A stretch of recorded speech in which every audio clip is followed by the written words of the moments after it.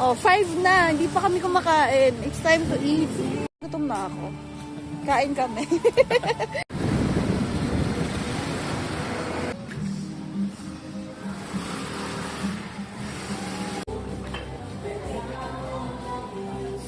Grabe naman yung kanta naman.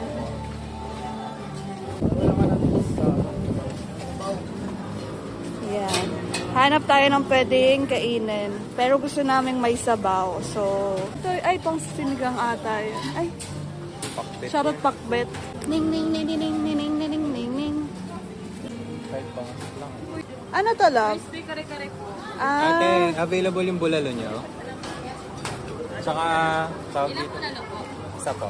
Grilled bangus ate. kuha kami ng bulalo tapos grilled bangus. Ayun. Kasi sabaw yung gusto namin Ano talaga. pala ba? So, yun nakuha namin bulalo, grilled bangus, tapos scallops. Kasi gusto namin ng seafood. Pero sabaw din.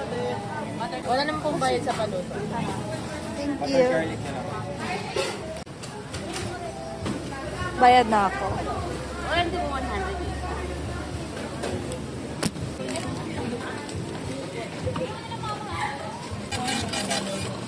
$1,250 sakto? 1,253.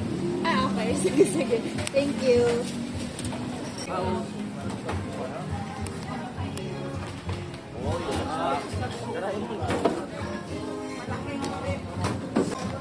Okay, so nakabayad na ako. 1,253 for bulalo, scallops, tapos grilled bangus. Tapos kasama na rin yung rice and then yung Coke. Coke Zero. So, hintayin na lang natin maluto.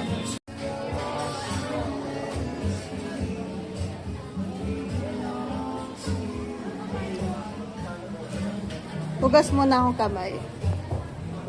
Yeah.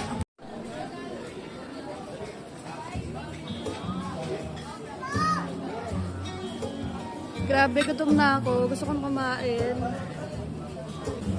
Siguro parang it's been a year since last na kumain kami dito sa Ningnangan. Pero guys, I swear, worth it siya. Dampa, you know, yung kayo papili ng meat, ganyan, tapos sila na magluluto. Pero maganda dito kasi kasama din sa price list nila, nandun, kasama na din doon yung paluto.